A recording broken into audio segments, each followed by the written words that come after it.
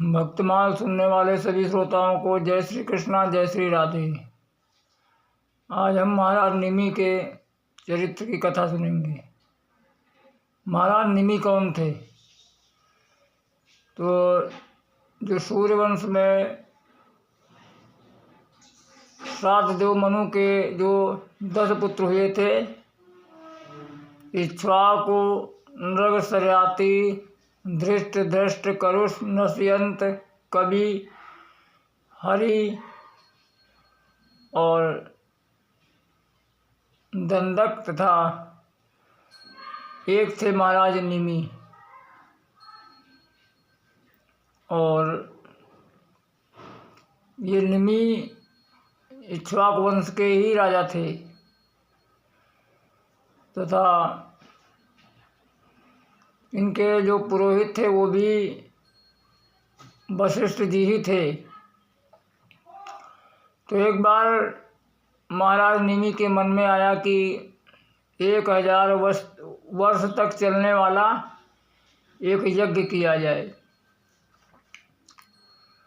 तो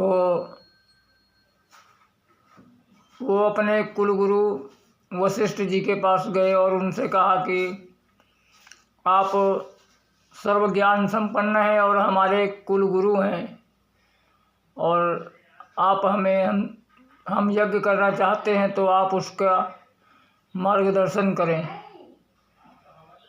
तो वशिष्ठ जी ने कहा कि महाराज निमि, मैं तुम्हारा यज्ञ करवाऊंगा, लेकिन उसके पहले इंद्र ने मुझको वर्ण कर लिया है और मैं इंद्र का यज्ञ करवा के आऊँगा स्वर्ग से, तब उसके बाद तुम्हारा यज्ञ करूँगा। ऐसा कहकर जो महाराज वशिष्ठ थे वो तो इंद्र के पास चले गए। अब निमि ने सोचा कि अब ये स्वर्ग गए हैं, पता नहीं कितने दिन में लौटें या ना लौटे, वहीं पे रहने लगे, क्योंकि आदमी यहाँ पे परदेश जाता है तो पता नहीं होता है कितने दिन में लौटे।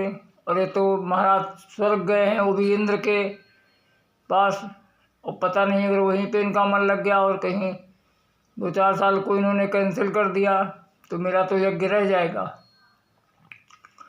इसलिए निमि महाराज ने सोचा कि ये जो जीवन है वो क्षणभंगुर है, पता नहीं कब छूट जाए। इसके लिए जो भी शुभ संकल्प हों उनको तुरंत ही कर देना चाहिए। तन्मे मना शिव संकल्पमस्तु। क्योंकि ये शुभ संकल्प जब भी मन में बने तुरंत ही करना चाहिए, क्योंकि पता नहीं आगे मन बदल जाए या फिर कोई ऐसी परिस्थिति आ जाए जिससे आपका शुभ कर्म में आपके विघ्न पड़ सकता है। इसके लिए उन्होंने जो महर्षि गौतम से थे उनको वो यज्ञकर्ता के रूप में वर्ण कर लिया और यज्ञ को पूर्ण किया। तथा अब जब बहुत दिनों के बाद स्वर्ग से वशिष्ठ जी इंद्र का यज्ञ पूर्ण करा के आए, तब इन्होंने कहा कि राजन, चलो यज्ञ कर लेते हैं तुम्हारा, क्योंकि तुमने मुझसे कहा था। तो अब महाराज निमि ने कहा कि महाराज क्षमा करना, हमने यज्ञ तो करवा लिया। तो वशिष्ठ जी कहने लगे, तुमने अपने कुलगुरु को छोड़कर और तुमने यज्ञ करवा लिया? तुम अपने को बहुत ज्ञानी मानने लगे हो और तुमने मेरा अपमान किया है। इसके लिए मैं तुम्हें श्राप देता हूँ कि तुम्हारा शरीर छूट जाए अथवा तुम मर जाओ। तो जब वशिष्ठ जी ने निमि को श्राप दिया तो महाराज निमि ने सोचा कि मैंने तो कोई इनका कोई अवहेलना नहीं किया और मेरा जो कार्य था वो धर्ममय था। इन्होंने मुझको गलत श्राप दिया है, इसके लिए मैं भी उनको श्राप देता हूँ कि, और महाराज निमि ने भी श्राप दे दिया कि तुम्हारा भी शरीर छूट जाए। इस प्रकार एक दूसरे को श्रापी हुई और दोनों का शरीर छूट गया। तो जो वशिष्ठ का शरीर छूटा था उससे वो दोबारा मित्रवरुणा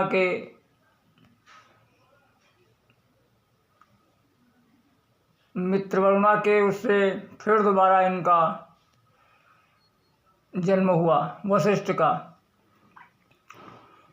तथा अब जो महाराज निमि का शरीर था वो जितने भी महर्षि थे उन्होंने उसको एक जगह रखवा दिया और बहुत दिन तक रखा रहा।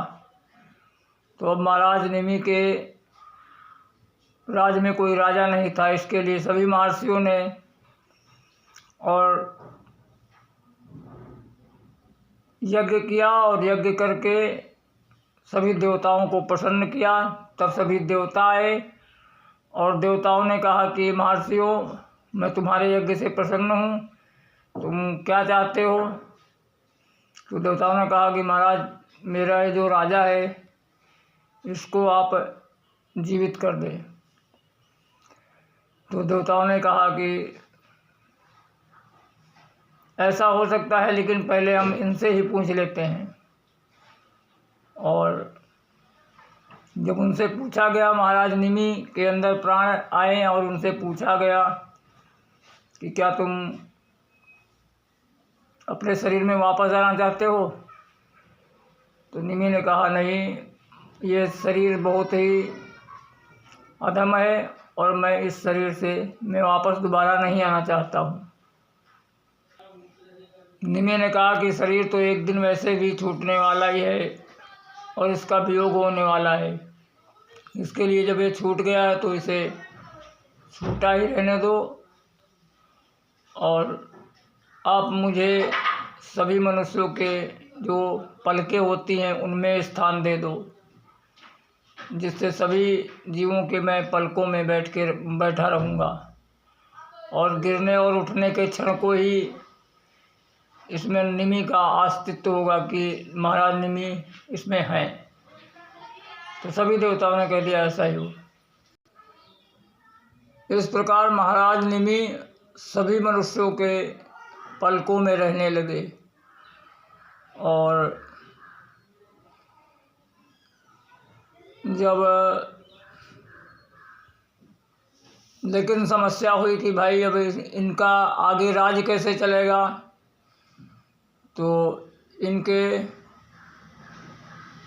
शरीर का जब मंथन किया गया तो उसमें से एक बालक पैदा हुआ, उसका नाम रखा गया जनक। क्योंकि जनक इसलिए रखा कि वो खुद ही पिता था, उसके कोई माता पिता नहीं थे, इसके लिए उसका नाम रखा गया जनक। और एक नाम उसका मिथिला भी हुआ, क्योंकि वो महाराज निमि के शरीर से के मंथन से निकला था, इसके लिए उसका नाम पड़ा मिथिल। और एक नाम पड़ा उसका विदेह, क्योंकि वह माता पिता के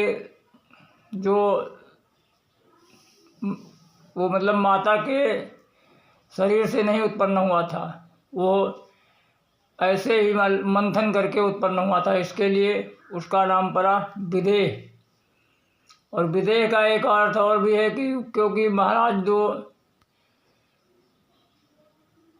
वो राजा थे वो बहुत ही आत्मज्ञानी थे, उनका ध्यान कभी शरीर में नहीं रहता था, इसके लिए उनको विदेह कहा जाता था, क्योंकि उनको अपने शरीर का भी भान नहीं रहता था, इतने ब्रह्म ज्ञान से संपूर्ण थे।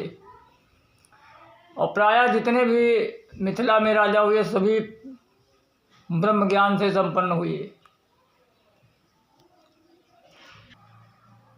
जन्मना जनकाशोभूत वैदेहस्तु विदेहजा और मिथिलो मत्थना जातो। और मिथिल नाम पड़ा कि जो इनके मंथन से उत्पन्न हुए। और मिथिलो मत्थना जातो मिथिला एन निर्मितो। और ये मिथिला नाम की नगरी का निर्माण किया और नगरी बसाई। इसके लिए उनका नाम मिथिला पड़ा, इनके राज्य का नाम। और ये सब मिथिल राजा हुए और इन्हीं में जनक हुए, इन्हीं में शीरध्वज जनक हुए, मौर्य और कुशध्वज, धर्मध्वज, ये जितने भी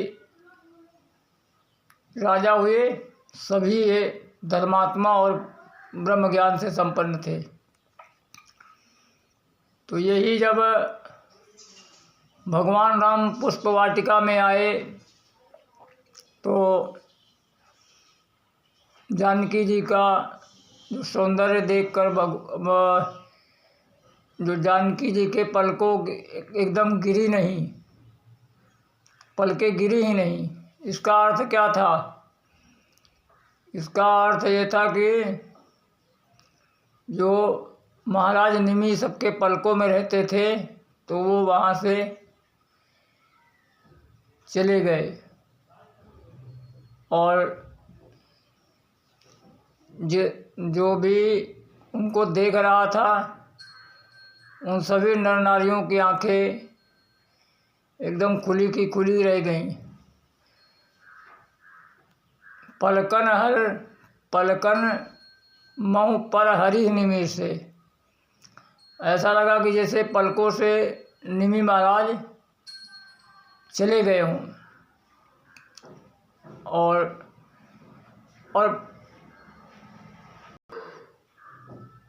और जब पुष्प वाटिका में भगवान मिले सीता जी से तो ये भी है कि संतों का भाव है कि जो निमि महाराज थे वो सीता जी के पूर्वज थे। तो उन्होंने सोचा कि जब अपने घर के बिटिया और दामाद मिलते हों तो बड़े बूढ़ों को वहाँ से खिसक जाना चाहिए था। इसके लिए पलकों पर से निमि महाराज चले गए थे। तो ऐसे थे महाराज निमि। और इस प्रकार निमि की कथा सबने सुनी। और इनके यहाँ जो महाराज शीरध्वज हुए, जो शीरध्वज जनक हुए, उनके यहाँ जगत जननी माता सीता जी का प्रादुर्भाव हुआ। और भगवान राम ने आकर स्वयं मिथिलापुरी में जाकर भगवान ने उनके साथ विवाह किया और भगवान ने अपने दर्शन महाराज जनक जी को दिया तथा जनक जी कृतकृत्य हुए और उनका जो प्रण था वो भी पूर्ण हुआ। इस प्रकार महाराज निमि की कथा है। और एक निमि के भाई थे दंडक। तो दंडक